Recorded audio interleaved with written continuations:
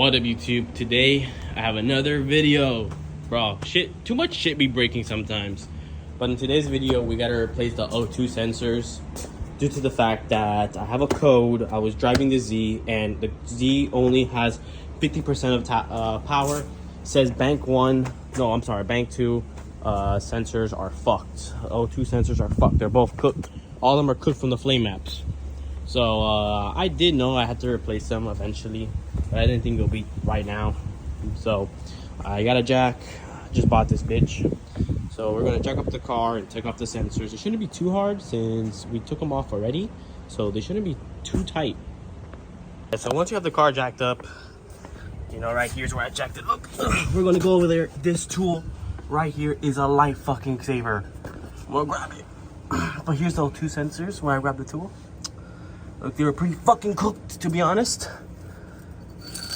Bro, this socket taker shit bullshit out. Bro, this thing's a lifesaver, man.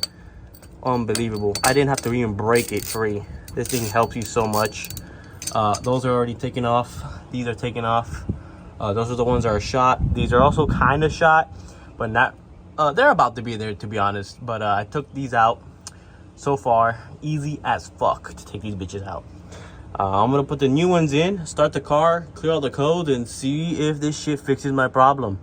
Alright guys, I got the new O2 sensors in, as you guys see, as well as the other side. So all I gotta do now is really just manage the cables and put them up. But that's pretty much it. I'm gonna turn on the car and then clear the codes.